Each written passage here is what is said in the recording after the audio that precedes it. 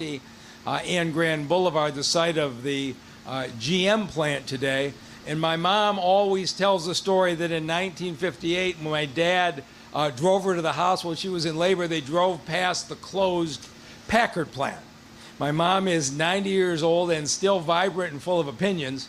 And for my entire 12 years, she says, "When are you going to get to that Packard plant?" And so we started really from the beginning of the administration. What we referred to as the Packard plant was 3.5 million square feet of industrial space over 47 separate buildings. We talk about it as if it was one plant, but really, particularly in the lead up to World War II, lots of plants were built here. This really was the heart of what became known as the arsenal of democracy. But this plant closed in 1956. So it's been almost exactly 70 years. And as everybody here knows, the pictures of the abandoned Packard plant became Detroit's image internationally. People delighted in coming to Detroit and taking pictures of the abandoned plant. With the help of the American Rescue Plan in 2024, we finally got the rest of it down, except I made the decision we were not going to take down the frontage on Grand Boulevard. And again, Detroiters who know the history, Mayor Hazen Pingree built Grand Boulevard starting in the 1890s as the outer perimeter of Detroit, and for many years was one of Detroit's premier addresses. The first institution built on the new Grand Boulevard was the Packard plant in 1903. So the first 10,000 square foot modern auto plant was on this site. So for 120 years, the Packard plant has lined Grand Boulevard. Of course, on West Grand Boulevard, 10 years later, they built another institution, the brand new Henry Ford Hospital, which is still on the same site and undergoing great expansion. I wanted, if it was possible, to preserve at least the frontage on Grand Boulevard, and you've seen what we've done over the years. We haven't hesitated to make the hard decisions as we did on Cadillac stamping when a plant couldn't be saved, to knock it down and replace it. But every single time we can preserve our historic architecture, we do. We did it in dramatic fashion with Michigan Central. We did it with the Studebaker plant on Paquette that is now known as Paquette Flat Apartments. We did it in the Metropolitan Building, turning that into a hotel. Fisher 21 is now being turned into 400 apartments. You've seen the United Artists Building being restored now as apartments. The Book Building, what Dan Gilbert did. Lee Plaza at the other end of Grand Boulevard that nobody thought could be saved is being restored. Even with the State Fair Coliseum, which couldn't be saved, we preserved the facade as a new Coliseum Park. And today we are working very hard to save 3 out of 5 towers of the Renaissance Center. Every single time that we can save our historic architecture, we do. And so we went out for bid and asked people for proposals. And we got no proposals unless we knock down these 2 buildings and they can put in 2 new plants. That might have been something some administration would consider in the future when all else has failed, but we took one last shot.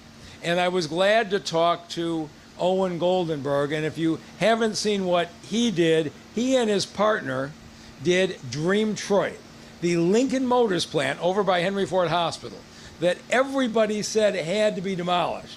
It took them a period of years, but they transformed that industrial space into both maker space in the arts community and housing, and did a spectacular job. It was probably the most similar development as this, using historic industrial space and repurposing it to a modern use. And with his partner, Mark Bennett, they came forward and they had a number of ideas. And we finally made the decision to say, we need to break this into 2 sites. This is way too much.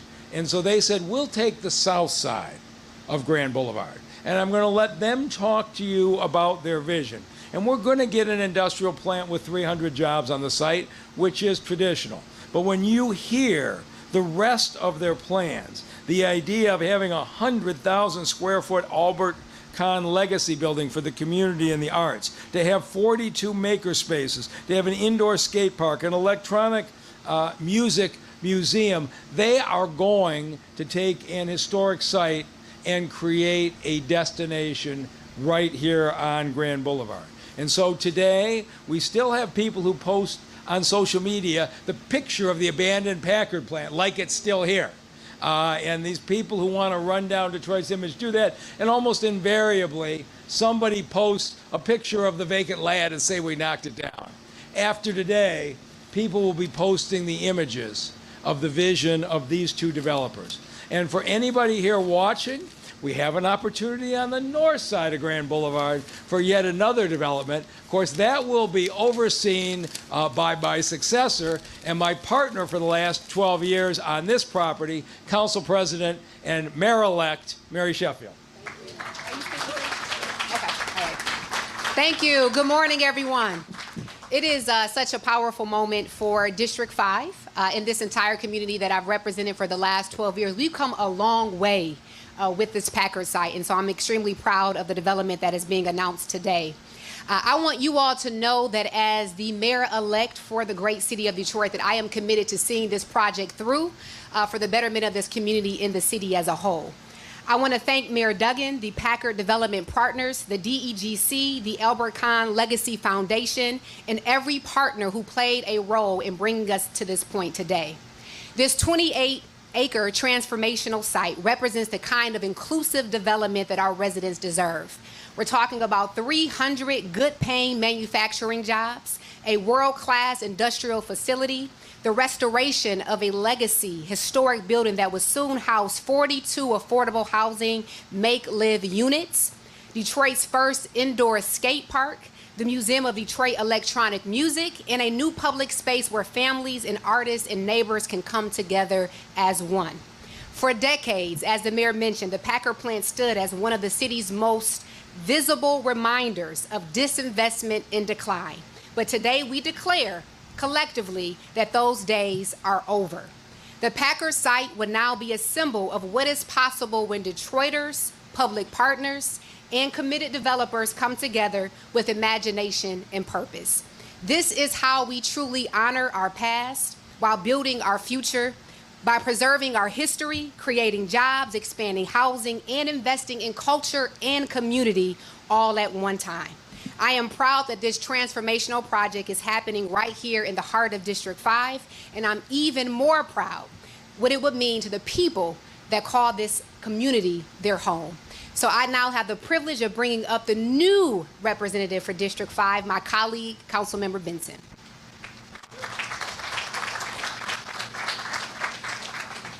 Good morning, everyone, and thank you, Mayor-elect Sheffield. And this will now be the new 3rd District, and I see a number of my bosses out here, so really glad that you all were able to make it out here and participate today. As was said before, for decades, the Packard Plant stood as an undeniable scar on the face of our community. It was a massive hollow shell, a monument to decline that seemed to absorb hope and reflect light. For every resident who drove past it, for every family who lived in its shadow, the site represented a challenge too big to solve until today.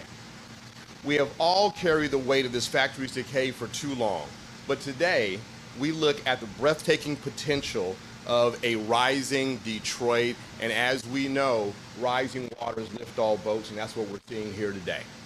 This is a moment of transformation, tenacity, and triumph.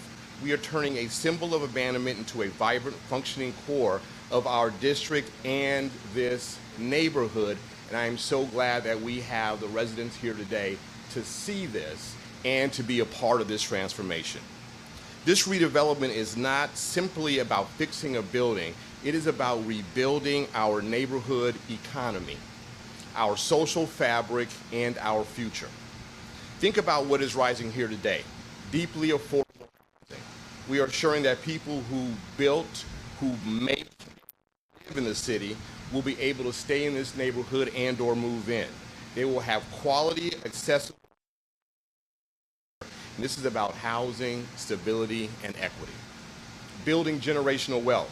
The ground floor will be an engine for local economic development. We will have manufacturing right here, as well as the ability to do small business for entrepreneurs.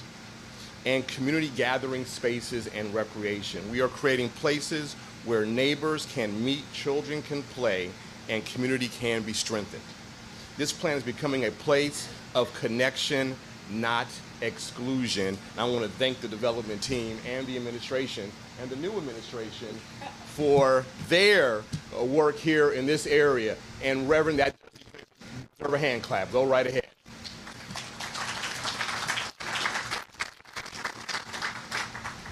This project is a testament to what happens when Detroiters refuse to give up. This kind of vision demands incredible dedication and commitment, and I want to acknowledge once again the people who made this historic day possible. The development team, thank you for the foresight, the financial risk, and the unwavering resolve to see this impossible project through, and people often don't recognize the financial risk when it comes to development, so thank you for that. To the community members, my bosses, and neighborhood organizations who never stopped advocating for the site's potential, your voice has shaped and will shape this project. And our and your persistence will guide every decision. And to the administration and future administration, as well as DEGC, the Jets, and our city partners. Thank you for the careful planning and necessary commitment to hold this project accountable to a vision that prioritizes this community and the people of Detroit. Once again, thank you. This revitalization is a core pillar of the city's overall vision, the same vision that fuels our efforts in generational wealth building and healthy neighborhoods. The new life in this factory sends a clear message. The future of Detroit is rooted in its neighborhoods, and we are not just investing in cement and steel, we are investing in you. So let's all celebrate this new dawn, and let's get to work building the next chapter of District 3 and the city of Detroit. So thank you all. And then we need to ensure that we recognize those who are going to be doing this development. And so we can bring up the development team, Mr. Mark and Oren. Oh, there you go. All right. Before I bring up the development team, I got to say congratulations to Hassan Beydoun, Brittany Haska, the whole DEGC team. You guys have been working on this project how many years? Been a lot. And the easiest thing in the world would have been to do what we did on Cadillac stamping, knock a building down, put up a Lear seating plant, put in 700 jobs. That would not have been a bad decision. But the Cadillac stamping plant had no historic value. Instead, this is going to be a slower development. It's going to take them a period of years, but I think it's going to be built out in a way that the neighborhood is going to feel like it's part of the neighborhood and they're going to be proud of. And so with that, let me bring up the two developers, Owen Goldenberg and Mark Bennett, and they're going to tell you their vision for the site. Before we start, maybe if people can come in a little more, there's some folks outside and it's pretty chilly there. Okay, yeah, let them in. great. All right, thanks. Thank you, Mr. Mayor. Good morning, everyone. What up, Doe? I'm Mark Bennett, and this is my partner and longtime collaborator, Oren Goldenberg. Good morning, Oren. Good morning, Mark. First, let's start with Mayor Duggan. Thank you so much for your vision and instigating this whole development a year ago on our side and inviting us to put forward a plan for it. We can't wait to keep working with you when you're up in Lansing. All right. And to Mayor-elect Sheffield, this is such an incredible honor to bring new life into this district. We're ready to steward Packard Park with you and your administration and create a unique asset to the city and an international destination. And Councilmember Benson, this site has such a historic value. We are eager to start working with you as the new council representative and the entire city council to shepherd in the future of Packard Park for this neighborhood. How do we get here, Mark? This is incredible. I think we met in 2018, give or take. Yeah. Yeah, that sounds right. I was trying to figure out how to develop the Lincoln Motor Factory and save it, and it's now Dreamtroit. And it was our mutual colleague, Michael Serling, who asked me to meet you and help you out. Yeah, I'm so grateful for that. I actually learned so much from Mark. Michael is one of my mom's oldest friends, and he was mentored by my grandfather, Judge George D. Kent. May his memory be a blessing. So this partnership has a long legacy.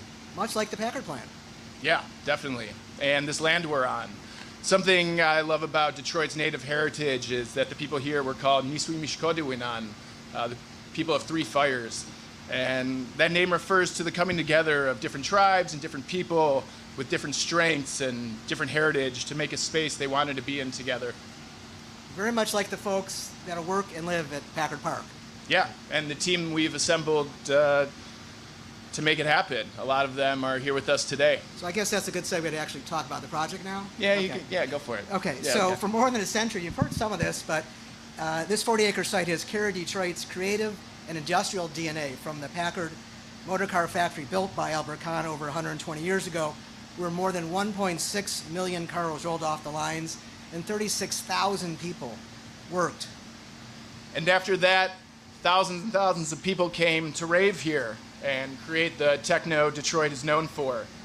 And then came the art projects and film projects, not to mention that tiger that escaped during a photo shoot. Whose whereabouts is still unknown, I think. Yeah? Now, I'm pretty sure they captured it with like a weed whacker or something, right? Well, this next phase of history, which we call Packard Park, is continuing these trajectories and merging them together. As we've heard, 400,000 square feet of new Class A industrial space with 300 new jobs. This building right behind us is 116,000 square feet, which is going to be completely redeveloped, adding 2 acres of outdoor recreation for our neighbors and the broader community, and 42 make-live affordable housing units, very similar to what was done at Dreamtroit, for creative and workers to innovate and collaborate and stay in their neighborhood.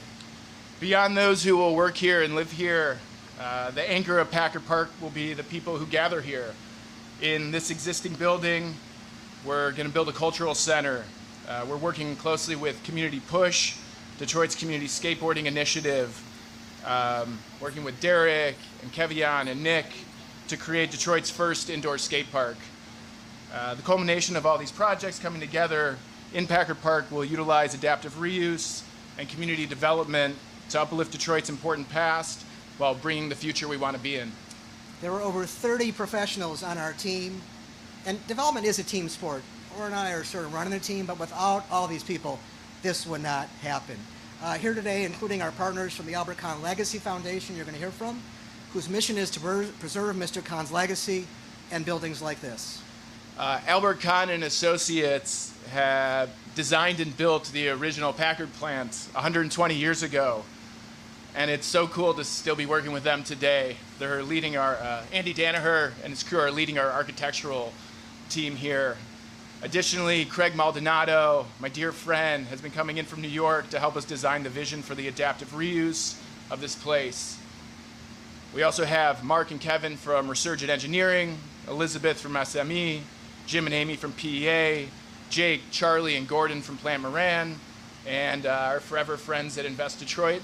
Additionally, our capital partners include Nuveen Green Capital, SB Freeman, and BWE. We also want to sincerely thank the Wayne County Brownfield Redevelopment Authority for their Brownfield grant to move things along. Our leasing is being handled by John Boyd and Joe Stack of Signature Associates, who you'll meet on the way out.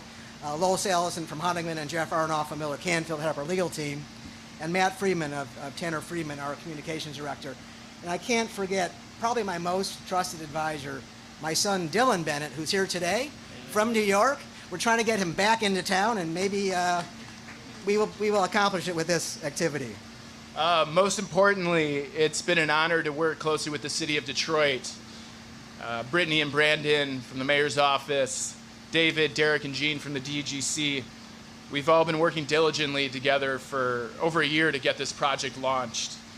We will additionally, we'll let you guys all know, after this, we're going to be celebrating at Dreamtroit. You're all invited to the Lincoln Factory for pizza and a toast. And finally, thanks to Shannon Selby. I don't know if Shannon is here today. Shannon is our champion at the Detroit Regional Partnership. I met Shannon at the Power Connections event that Derek Dickow put together, an amazing conference this summer. And that resulted in the DRP providing us with a site acceleration grant in their VIP program, which has pulled ahead our due diligence by over a year. So I would encourage anybody in this space to be looking at the incredible impact that DRP can have. And with us today for brief remarks is DRP's President and Chief Executive Officer, Maureen Krause. Thank you, Maureen.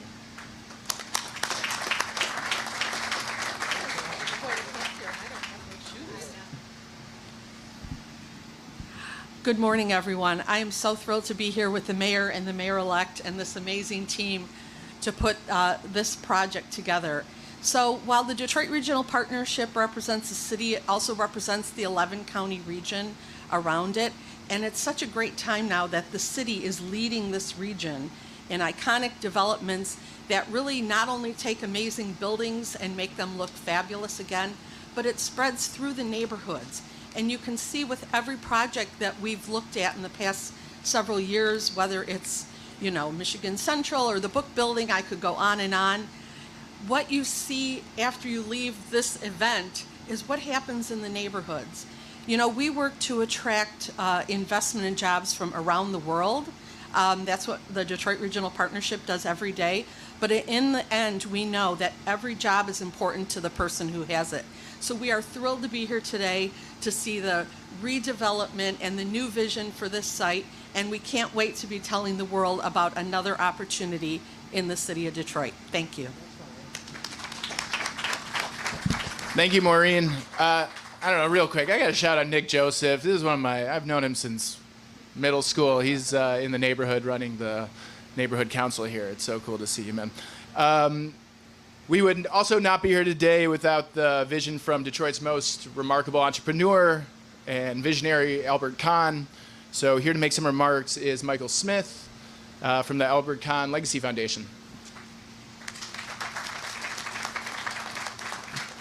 I feel like I'm batting ninth here after all of this. But just to give you a little background on the Albert Kahn Legacy Foundation, obviously we're in the business of educating people and promoting the legacy of Albert Kahn, but also in a more general sense, the reappreciation of the incredible role that Detroit played in the last century in an architectural capacity. That the innovation that you see in these buildings here is something that came from Detroit in the auto industry, and it's an incredible testament. I think the fact that over a century later that this type of innovation is being re-celebrated and reused once again. The Legacy Foundation is involved with a number of different developers throughout the city. We've been involved in the Fisher Body 21 plant and helping them to research the background of that operation. Also, more importantly, the recent Cadillac renovation at 450 Amsterdam saved them several $1 million in terms of the business plan that they had developed there. And we hope to do the same thing here. And it's a tremendous honor to be involved in this type of work, and hope that this project will be even more successful than the others that we've been involved in. So thank you all so much for having us involved in it, and we'll help in any way that we can.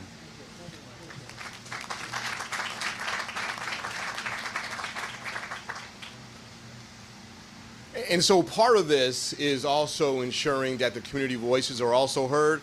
So if we could have the members of the 313 PCC, Nick, if you could come up and give a brief few words on behalf of the organization. I see some of your local residents, they want to come up as well. Thank God. This is unscripted, so we'll keep it really short. I think that the biggest thing we can say is we're excited for the development. And speaking for people that have lived here during the demise and subsequent maybe forgetting about this area, it's going to be our job to have open communication and foster a positive sense that this is for the community here. And we're really excited that there's going to be a spotlight on this area. And I mean, that's it. We want them to show us what they got. So I'd like to say thank you to everybody that came out. Thank you guys for developing this. We are excited to see the new development. For years, we've just looked at the vacant Packard Plant and thought that was all we were ever going to see. So we're glad to see that the portions that could not be saved were demolished, and that the other parts will be repurposed. I am so glad to see that myself, actually. So there is more hope for the future. The residents who live here, we look forward to working with the developers and learning more about the project, and hopefully this will attract more neighbors more neighbor investments, and more people to come back to our neighborhood. So thank you guys, everybody.